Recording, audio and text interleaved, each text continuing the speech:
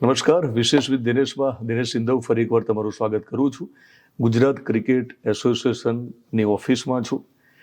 એક ઇતિહાસ જે છે એ બહુ જ વિશેષ રહ્યો છે એસોસિએશનનો, અને સફળતાની વાત કરીએ તો જ્યારે આપણી સામે આ બહુ દિગ્ગજ નામો છે, ખેલાડીઓ છે, એની સાક્ષી છે એસોસિએશનની સફળતાને લઈને. તે તમે જોઈ શકો છો. પદ્મશ્રી જશુભાઈ પટેલ, દીપક સુધાન, ધીરજ પરસાણા, પાર્થિવ પટેલ, અક્ષર પટેલ, જસપ્રીત બુમરાહ. ઉર્વિલ પટેલ જ્યારે બહુ ઓછા બોલમાં હાફ સેન્ચુરી કરે છે એ પછી દેશભરમાં ચર્ચા જાગે છે, અને ગુજરાત ક્રિકેટ એસોસિએશન સાથે જ્યારે ઉર્વિલ પટેલનો નાતો છે ત્યારે લોકોને એવું થયું કે ભારતીય ક્રિકેટ ટીમમાં ઝડપથી જોવા મળશે અને ભવિષ્યમાં અહીંયા એક જગ્યા કદાચ કરવી પણ પડે. એ ઉર્વિલ પટેલ હોય અથવા તો કોઈ પણ ખેલાડી હોય. તો આ જે ખેલાડીઓ આપણને મળ્યા છે, જે એસોસિએશનની મહેનત છે, એ બધી જ વાતો એના ઇતિહાસથી લઈ અને વર્તમાન સુધીની વાતો કરવી છે. Sir, welcome. ગુજરાત ક્રિકેટ એસોસિએશનના જનરલ સેક્રેટરી અનિલભાઈ પટેલ મારી જોડે છે. સર, મેં શરૂઆત આનાથી કરી છે એટલે આશા છે ને ગુજરાતને કે અહીંયા ઘણા બધા એવા ફોટો આવે કે જેમાં એક પછી એક યાદીમાં નામ ઉમેરે કે જેને આપણું ગુજરાત ક્રિકેટ એસોસિએશનમાંથી ભારતીય ક્રિકેટ ટીમને ખેલાડી મળે. જરૂર જરૂર. હું કેટલો આશાવાદી છું. ના, ખૂબ જ આશાવાદી છે ને તમારી આશા પરિપૂર્ણ નજીકના ભવિષ્યમાં થાય એવી બી અમે શુભેચ્છા રાખીએ છીએ. જી સર. પદ્મશ્રી જસુ પટેલ એ બી વિશ્વ કક્ષાએ એમને બી રેકોર્ડ કરેલા છે કે એક જ મેં ઓસ્ટ્રેલિયા સામે કાનપુર ટેસ્ટની અંદર એમને 11 વિકેટો લીધી હતી, અને દીપક શોધને ટેસ્ટ ડેબ્યુમાં 100 રન કરેલા હતા. અક્ષર, જસપ્રીત, ધીરજ પરસાણા, પાર્થિવને તો બધા બિલકુલ બિલકુલ નજીકથી ઓળખે જ છે.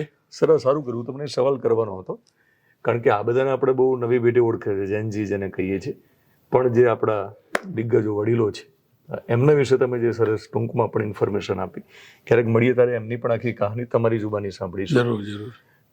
આશા રાખીને બેઠા છીએ એમ કોણ હોઈ શકે? એટલે મને ઉર્વિલનું અત્યારનું જે પરફોર્મન્સ છે એને લઈને શું કહેશો? ઉર્વિલ અત્યારે હાલના તબક્કે ખૂબ જ સુંદર દેખાવ કરી રહ્યો છે આઈપીએલમાં બી, અને ડોમેસ્ટિક લેવલે મુશ્તાક અલીમાં અને વિજય હજારેમાં પણ ખૂબ જ સુંદર પ્રદર્શન કરેલું. 2024ની અંદર તેને ભારતની અંદર ફાસ્ટેસ્ટ સેન્ચુરીનો બી રેકોર્ડ કરેલો. 28 બોલમાં સેન્ચુરી કરી હતી, અને વિજય હજારેમાં પણ એને 40 બોલની અંદર સેન્ચુરી કરી હતી. એટલે વ્હાઇટ બોલ ક્રિકેટની અંદર હી ઇઝ વેરી કન્સિસ્ટન્ટ, ખૂબ જ સુંદર પ્રદર્શન કરે. ને હાલના તબક્કે આપણે જોયું કે આઈપીએલની અંદર ઘણા વર્ષોથી તે સ્થાન લઈ રહ્યો છે. 2 વર્ષ ગુજરાત ટાઇટન્સમાં બી એને સ્થાન લીધેલું, પણ અનફોર્ચ્યુનેટલી એને રમવાની તક નહોતી મળી. પણ સીએસકેમાં છેલ્લા 2 વર્ષથી એને રમવાની તક મળી છે, અને ખૂબ જ સારું પ્રદર્શન કરી રહ્યો છે. ને હમણાં જ રિસન્ટલી થોડા દિવસ પહેલાં જ્યારે એને તક મળી ત્યારે એને ફાસ્ટેસ્ટ 50 બી કરી બતાવ્યા. એને સર, એક વચ્ચે સવાલ કરેલું, પછી આપણે ઘણી બધી વાતો કરવાના છીએ. માનો કે ગુજરાત ટાઇટન્સમાં એન્ટ્રી મળી પણ મોકો ના મળ્યો. એ આખો જે ફેઝ હોય છે, ક્યાંક પેરેન્ટ્સ અને ખેલાડીઓ હતાશ થતા હોય છે. તો ક્રિકેટ સાથે જોડાયેલી આ ઘટનાઓ છે અને આ વાસ્તવિકતાઓ છે. મોકો મળવો ન મળવો, સફળતા નિષ્ફળતા. તો જે લોકો અત્યારની ભારતીય ક્રિકેટ ટીમને જોઈને, આઈપીએલના જાગજમાળને જોઈને જે લોકો ક્રિકેટમાં કરિયર બનાવવા માગે છે, એમને ઉર્વિલના એક્ઝામ્પલ સાથે સમજાવો કે કેટલું એમને શીખવાની જરૂર છે. ખૂબ જ સુંદર વાત છે કે ઉર્વિલ એક એવો ક્રિકેટર છે કે એનું જુનિયર ક્રિકેટની શરૂઆત એને બરોડાથી કરી, અને પછી તેને વિશ્વકપની અંદર અંડર-19 વર્લ્ડ કપની અંદર એ સ્ક્વોડના મેમ્બર તરીકે રહેલો હતો, પણ એમાં પણ એને રમવાની તક નથી. એટલે કોઈ પણ ખેલાડીઓએ પણ ઉર્વિલે મહેનત કરવાનું છોડ્યું નહોતું.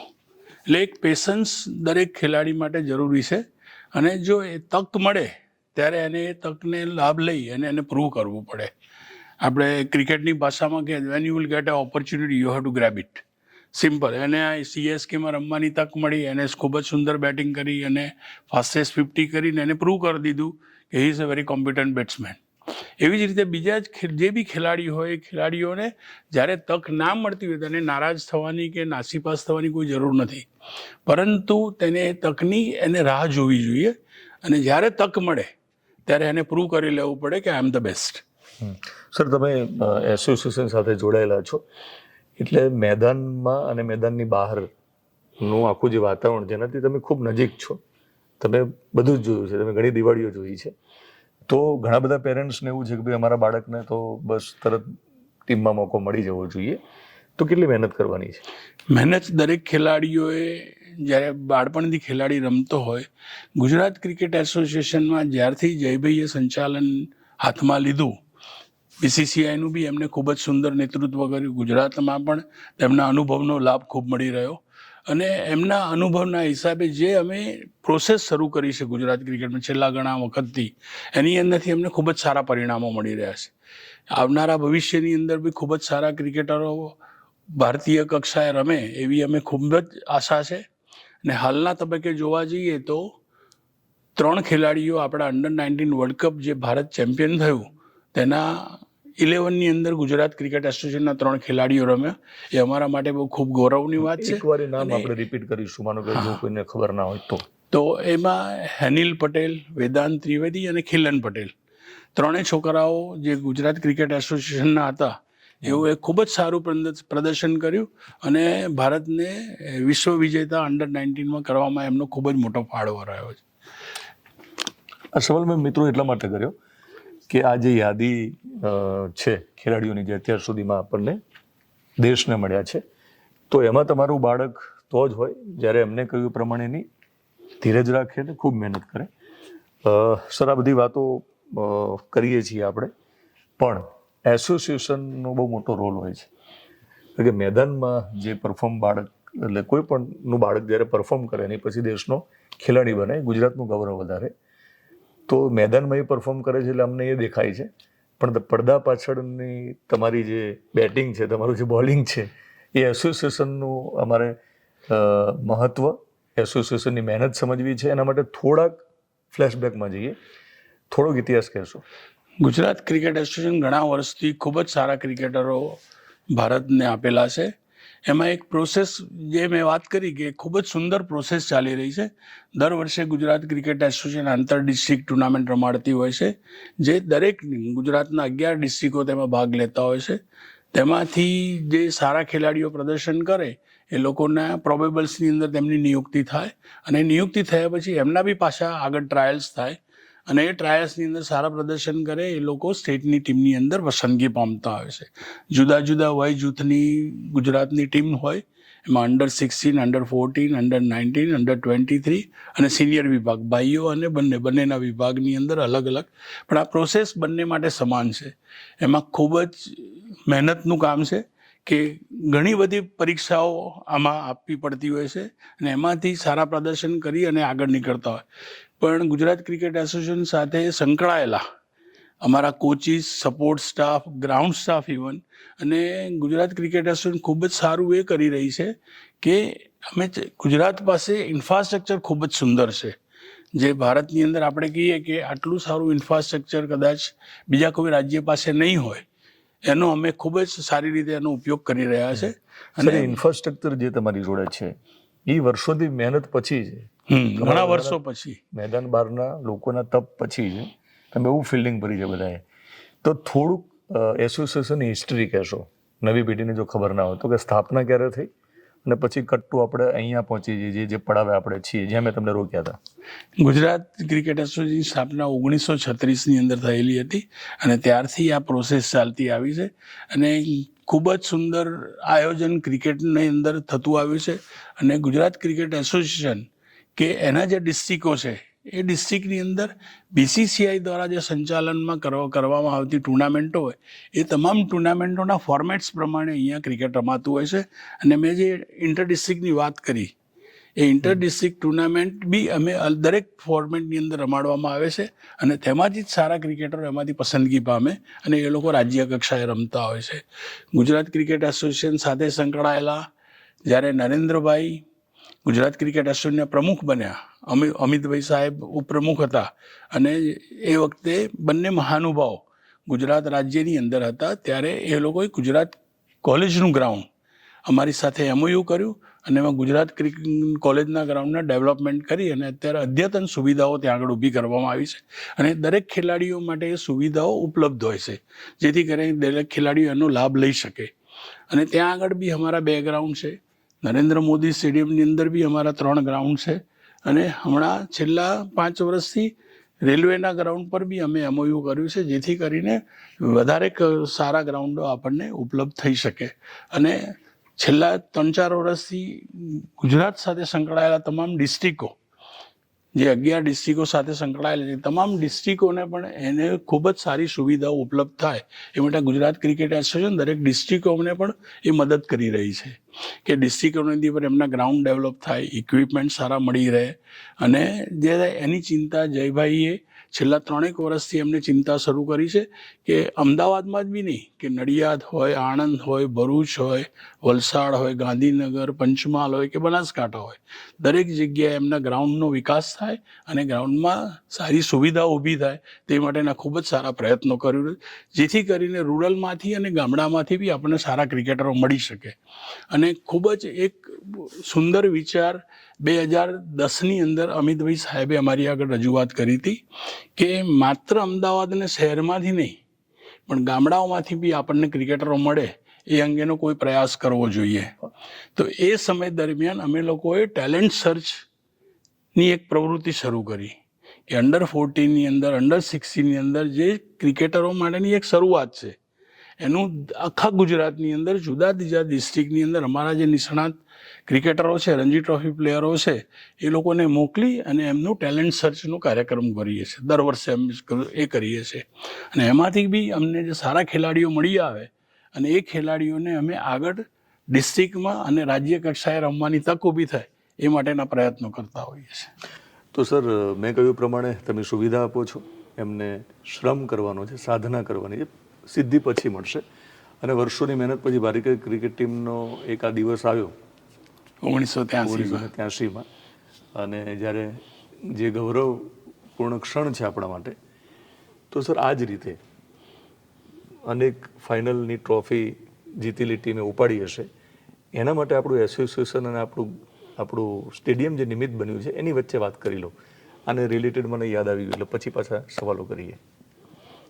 જે ગુજરાતની ટીમ ગયા વર્ષે આપણે અંડર-19ની અંદર બંને ગ્રુપની અંદર ફાઇનલ રમી, બહેનોના વિભાગમાં પણ ફાઇનલ રમી અને ભાઈઓના વિભાગમાં પણ ફાઇનલ. એના આગલા વર્ષે 19ની ટીમ ચેમ્પિયન બી બની, રનર્સઅપ બી બની છે. અને થોડા વર્ષ પહેલાં ગઈ સાલ આપણે રણજી ટ્રોફીની અંદર પણ સેમિફાઇનલ રમ્યા. Gujarat cricket association Ranji trophy, Mushtaq Ali અને વિજય હજારે ત્રણેય ટુર્નામેન્ટ પાર્થિવ પટેલ જ્યારે એમના નેતૃત્વની અંદર આપણે વિજેતા થયેલા છીએ. અને કર્નલ CK નાયડુ ટ્રોફી બી આપણે 2023-24ની અંદર વિજેતા થયા હતા. અને એના આગલા વર્ષે બી રનર્સઅપ થયા હતા. અને અંડર-23 વન ડે ટ્રોફીમાં પણ આપણે રનર્સઅપ થયેલા છે. એટલે છેલ્લા 5-10 વર્ષની અંદર જોવા જઈએ તો ગુજરાતે ક્રિકેટ ક્ષેત્રની અંદર ઘણી બધી સિદ્ધિઓ મેળવેલી છે. સર, આપણે વાત કરી કે જે ટીમ છે ને એસોસિએશન તરફથી જે રમે છે એ ખેલાડીઓના પરફોર્મન્સની પણ વાત કરીને એ સિદ્ધિ તમે વર્ણવી. પણ જેમ આ લોર્ડ્સનું ગ્રાઉન્ડ માનો કે નિમિત્ત બન્યું હશે એ વખતે, તો આપણું સ્ટેડિયમ ને આપણું એસોસિએશન બીજી કઈ ખાસ તો ક્રિકેટ સાથે જોડાયેલી ફાઇનલ મેચ હોય, અગત્યની મેચ સાથે આપણે એને બહુ સક્સેસફુલી આપણે એ આખી ક્રિકેટ ઇવેન્ટને પૂરી કરી હોય, ટુર્નામેન્ટને? નરેન્દ્ર મોદી સ્ટેડિયમની અંદર છેલ્લા 5 વર્ષની અંદર આપણે જોવા જઈએ તો આઈ એમ વેરી મચ થેન્કફુલ. એટલે ગુજરાત ક્રિકેટ એસોસિએશન જયભાઈ શાહના ઋણી રહીશું, કેમ કે એમને જ્યારે BCCIના અધ્યક્ષ હતા ત્યારે પણ તેમણે અમારી પર વિશ્વાસ મૂકી, ગુજરાત પર વિશ્વાસ મૂકી અને ગુજરાતની અંદર IPLની ઘણી બધી ફાઇનલોનું આયોજન કરવામાં આવ્યું. વિશ્વકપની છેલ્લા 5 વર્ષની અંદર 2 વખત વિશ્વકપ 2023માં અને 2026ની અંદર બી આપણે વિશ્વકપનું આયોજન કર્યું. વિશ્વકપની બંને ફાઇનલ અહીંયા રમાઈ. અને છેલ્લા 5 વર્ષની અંદર 4 IPLનું ફાઇનલનું આપણે આયોજન કર્યું. આ વર્ષે પણ આપણે એનું આયોજન કરી રહ્યા છીએ, ફાઇનલ મેચનું 31મી તારીખ. એ એમનો વિશ્વાસ છે. એટલે નરેન્દ્ર મોદી સ્ટેડિયમ ખાતે ભવિષ્યની પર આવનારા દિવસોની અંદર કોમનવેલ્થ છે, ઓલિમ્પિક્સ છે, આપણે સાંભળી રહ્યા છે કે ગુજરાતની અંદર એનું ટુર્નામેન્ટો થવાની છે. તેમાં નરેન્દ્ર મોદી સ્ટેડિયમ એનું નિમિત્ત બનશે એવી જરૂર ખાતરી છે. સાથે સાથે સોશિયલ એક્ટિવિટીની અંદર બી આપણે જોઈએ રિલિજિયસ સોશિયલ એક્ટિવિટી બી નરેન્દ્ર મોદી સ્ટેડિયમ ખાતે કરવામાં આવેલી છે, જેવું કે સ્વામિનારાયણ સંપ્રદાય દ્વારા કાર્યક્રમ મહોત્સવ થયેલો હતો. અમૂલ દ્વારા પણ એક કર્મચારીઓ માટેનો મોટો કાર્યક્રમ કર્યો હતો.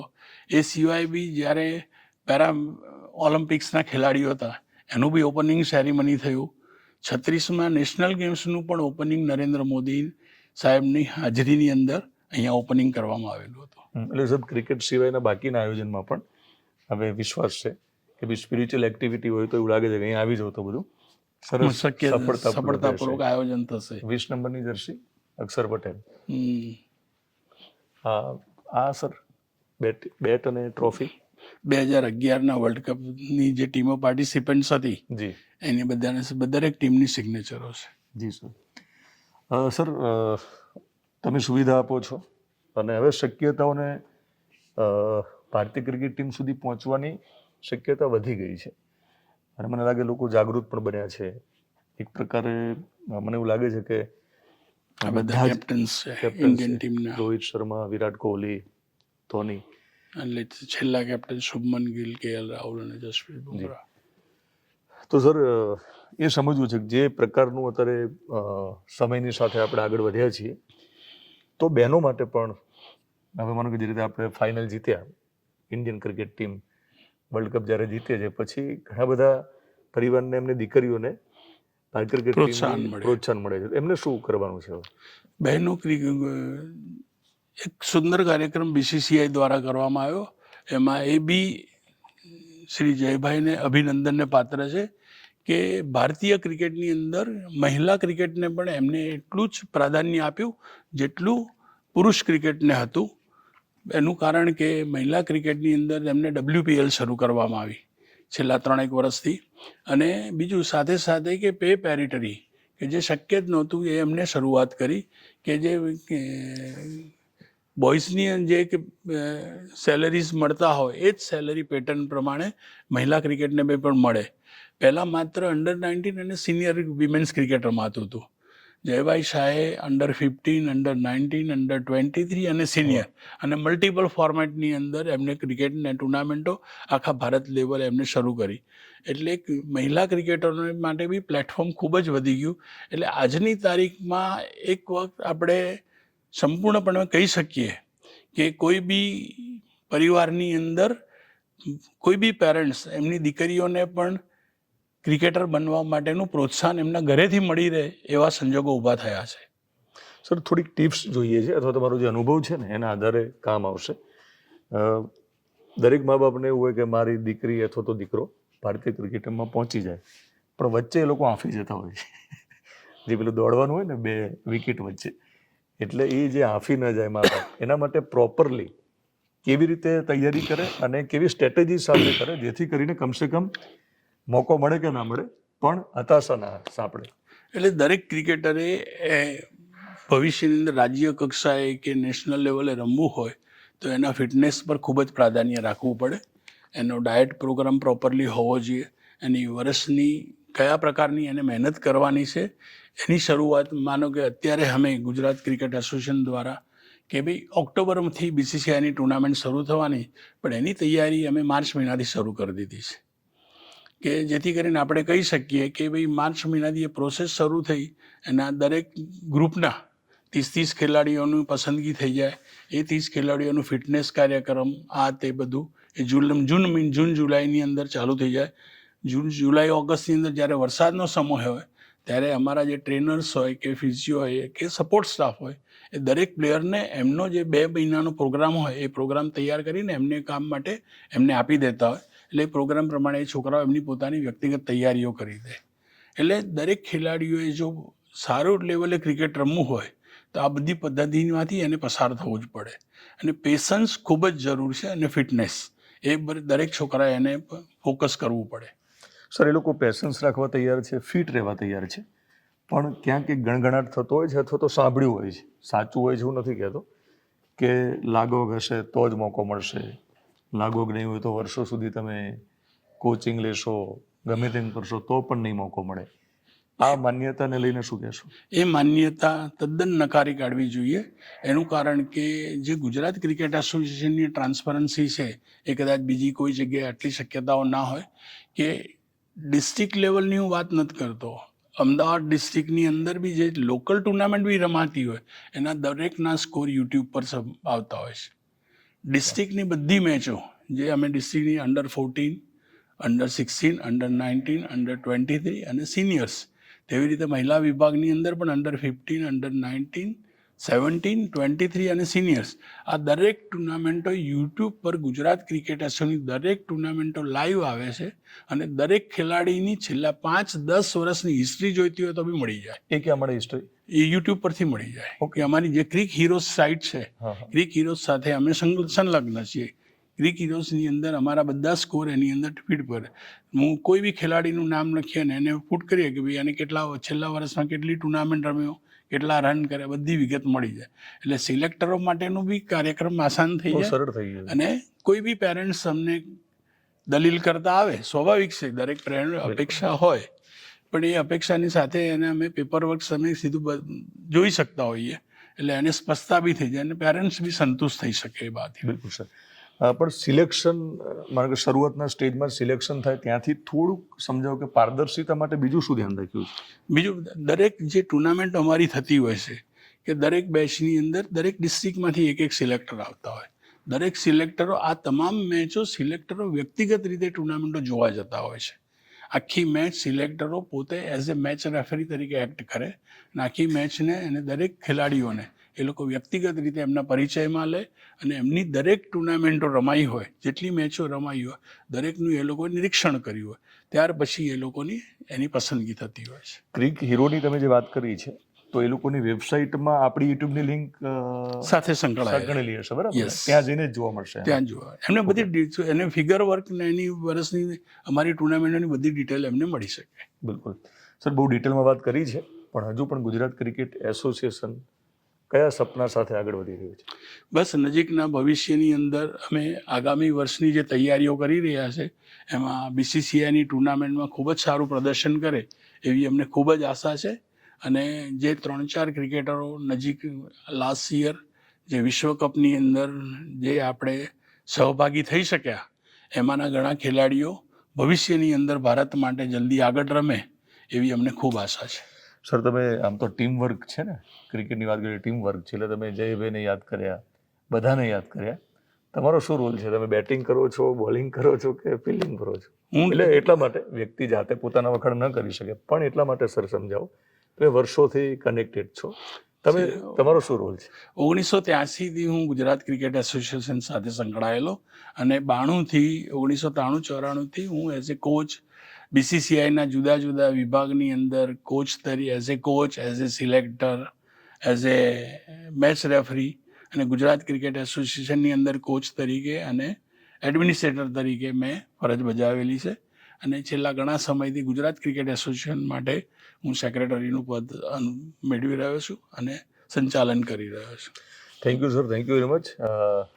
તો મિત્રો, અનિલભાઈ વર્ષોથી સેવા આપી રહ્યા છે શબ્દ વાપરીશ, કારણ કે આખા દેશની અને આખા ગુજરાતની જ્યારે નજર હોય કે ભાઈ 11 જણમાં અમારું પણ બાળક હોય, ત્યારે ખૂબ અઘરું હોય છે.